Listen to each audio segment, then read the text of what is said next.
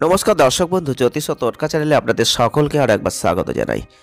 আর সকলকে স্বাগত জানিয়ে চলে এলাম মাসিক রাশিফলের অনুষ্ঠান ফেব্রুয়ারি 2024 কেমন যাবে। আজকে আমরা আলোচনা করব কুম্ভ রাশি নিয়ে। এই কুম্ভ রাশির জাতক বা জাতিকারা যারা রয়েছেন, ভিডিওটি পুরো দেখবেন। যদি আপনার জন্মরাশি জানা থেকে থাকে লাইক করে দেবেন, শেয়ার করবেন আর চ্যানেলটিকে সাবস্ক্রাইব করে রাখবেন। ফেব্রুয়ারি 2024 কুম্ভ রাশির জাতক বা জাতিকাদের ক্ষেত্রে কি ঘটতে পারে, কি পাবেন এই মাসটায়, কতটা হারাবেন, কতটা উন্নতি করবেন, আপনাদের কর্মজীবন, প্রেম জীবন, স্বাস্থ্য জীবন, পারিবারিক জীবন, অর্থ জীবন প্রত্যেকটা ক্ষেত্রে নিয়ে বিস্তারিত আলোচনা থাকবে।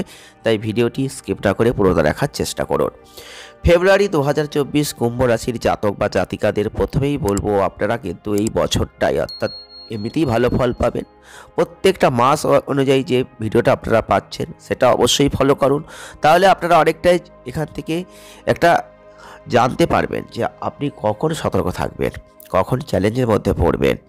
তো প্রথমেই বলবো, এই মাসটা আপনাকে যতই চ্যালেঞ্জের দিকে ঠেলে দিক না কেন, আপনি কিন্তু সেই চ্যালেঞ্জ থেকে বেরিয়ে আসবেন। তাই কুম্ভ রাশির যারা মানুষ রয়েছেন, আপনাদের জীবনে একটা শৃঙ্খলাকে গুরুত্ব দেবেন। এই মাসটাই একটা ভালো রুটিন অনুযায়ী চলার চেষ্টা করবেন এবং সময়ের মধ্যে কাজকে শেষ করার চেষ্টা করবেন। এটা আপনার ব্যক্তিগত পেশাগত জীবনে একটা ভারসাম্য নিয়ে আসবে।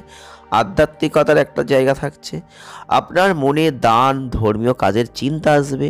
আপনাকে আপনার স্বাস্থ্যের প্রতি যত্নবান হতে হবে। আপনি পরিবারের সদস্যদের কাছ থেকে সমর্থন পাবেন, আপনার আয় বাড়বে এবং আপনার ব্যয়ও বাড়বে। তো এই সময়কালটা আপনার কর্মজীবনের জন্য ভালো। আপনি যদি কোনো সুরেলা আচরণ গড়ে তোলার চেষ্টা করেন, সেটাও আপনার রাগকে নিয়ন্ত্রণ করার চেষ্টা করেন, তবে আপনার কাজ কিন্তু ভালো করেই সম্পন্ন করতে পারবেন।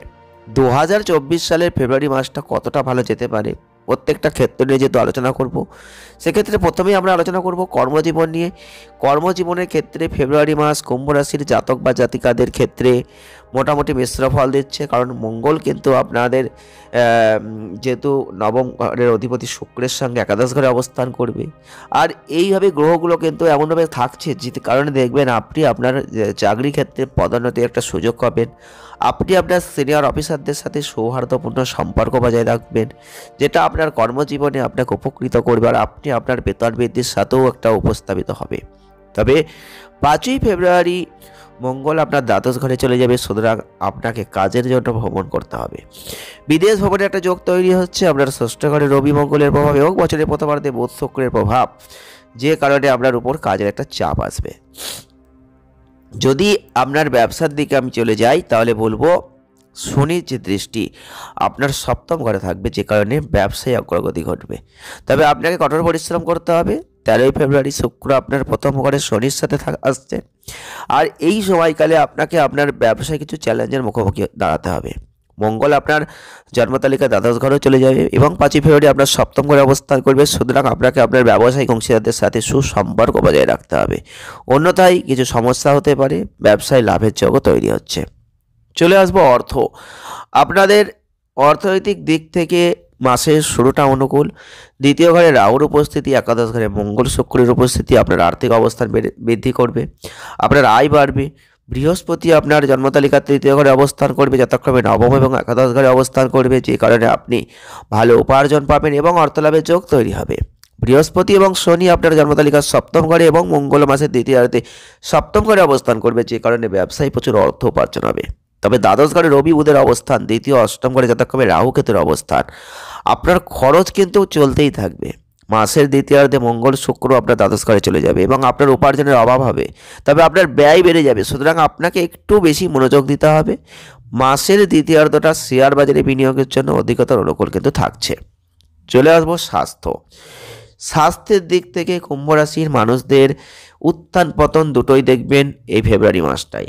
শনি আপনাদের রাশির অধিপতি হচ্ছেন এবং একই সাথে উপস্থিত থাকছেন, এটা আপনাকে সুস্বাস্থ্য প্রদান করবে, এটা আপনাকে শৃঙ্খলা সম্পর্কে শিক্ষা দেবে এবং আপনার ভালো দৈনন্দিন রুটিনের কারণে আপনি চমৎকার স্বাস্থ্য অর্জন করবেন। তবে অষ্টম ঘরে কেতুর উপস্থিতি আপনাকে মলদ্বার সম্পর্কিত কোনো সমস্যা দিতে পারে। উপরন্তু মাসের শুরুতে রবি এবং বুধ এবং তারপরে মঙ্গল এবং শুক্র এবং আপনার জন্মতালিকার দ্বাদশ ঘরে যাচ্ছে, অর্থাৎ শারীরিক কোনো সমস্যার জন্ম দিতে পারে। চোখে কোনো জ্বালা পড়া, চোখ থেকে জল পড়া, ব্যথা, পায়ে জ্বালা পড়া, জয়েন্টের ব্যথা, এইগুলো থেকে একটু সতর্ক থাকবেন। চিকিৎসার যদি প্রয়োজন হয় অবশ্যই নেবেন। চলে আসবো প্রেম বিবাহ। প্রেমের সম্পর্কে যদি দেখি বা চলে যায়, তাহলে মাসের শুরুটা দেখবেন ভালো। আপনার পঞ্চম ঘরে মঙ্গল এবং শুক্রের সম্মিলিত প্রভাব আপনাকে খুব রোমান্টিক করে দেবে। আপনার এবং আপনার প্রিয়জনের মধ্যে ভালোবাসাটাকে বাড়িয়ে দেবে। আপনার রোমান্টিকতা চূড়ান্ত পর্যায়ে চলে যাবে, আপনি কাউকে পরোয়া করবেন না। আর এই সময়ে ঘনিষ্ঠ সম্পর্ক বৃদ্ধি পাবে। মাসের দ্বিতীয়ার্ধ কিছুটা দুর্বল থাকছে। কোনো ধরনের তর্ক বা মৌখিক কোনো মারামারি থেকে একটু দূরে থাকবেন। শনি সপ্তম ঘরে অবস্থান করবে, আপনার বিবাহিত জীবনের পরীক্ষা নেবে। তবে মাসের প্রথম দিকটা অনুকূল থাকবে, কারণ তখন শনির আশীর্বাদ উপস্থিত থাকছে। তবে মাসের দ্বিতীয়ার্ধে রবির সাথে শনি আপনার জন্মতালিকার প্রথম ঘরে উপস্থিত, এবং এটা সপ্তম ঘরে, এবং মঙ্গল গ্রহটা আপনার জন্মতালিকা দ্বাদশ ঘরে বসে সপ্তম দিকে দৃষ্টি দেবে। এই সব পারস্পরিক যে তর্ক বিতর্ক, মৌখিক যে সমস্যা, এগুলোর ফলে একটা মানসিক চাপ আপনাদের বাড়তে পারে। আপনাকে ধৈর্য ধরে আপনার সম্পর্কের যত্ন নিতে হবে। চলে আসবো পারিবারিক সম্পর্ক। পরিবারের প্রতি সম্মানের দিক থেকে এই মাসটা ভালো। বৃহস্পতি পুরো মাস তৃতীয় ঘরে অবস্থান করবে, যে কারণে আপনার ভাই বোনদের সাথে সম্পর্কটা অনুকূল। তারা আপনাকে ভালোবাসা দেবে, তারা আপনাকে ধর্মীয় দাতব্য কাজে সাহায্য করবে, তারা আপনাকে মাসের শুরুতে অর্থ লাভ পেতে সাহায্য করবে। আপনার পিতা মাতার স্বাস্থ্যের উন্নতি হবে। তবে দ্বিতীয় ঘরে রাহুর উপস্থিতি বলছে যে পরিবারে কোনো কলহ হতে পারে। সুতরাং আপনি যদি এটা সম্পর্কে একটু সতর্ক থাকেন, তাহলে সব কিছু ভালো হবে এবং আপনার পারিবারিক জীবন সুখে কাটবে। পরিবারের সদস্যদের নিয়ে তীর্থযাত্রায় আপনি চাইলে যেতে পারেন। প্রতিকার কি করবেন? প্রতি শনিবারের দিন আপনাকে অবশ্যই বলবো শনি স্তোত্র যদি পারেন তো পাঠ করবেন। পারলে জুই তেলের তেল দিয়ে প্রদীপ বা চামেলির তেলে দিয়ে কোনো প্রদীপ জ্বালিয়ে প্রতি মঙ্গল শনিবার 7 বার হনুমান চালিসা পাঠ করা উচিত। শনিবারের দিনটা আপনি একটু মেনে চলবেন। আপনার স্বাস্থ্য অনুযায়ী মঙ্গলবারের দিন যদি পারেন তো একটু রক্তদান করবেন। তো যে কোনো একটা প্রতিকার আপনি মনে ভক্তি ও বিশ্বাস নিয়ে ভালোবেসে করার চেষ্টা করবেন।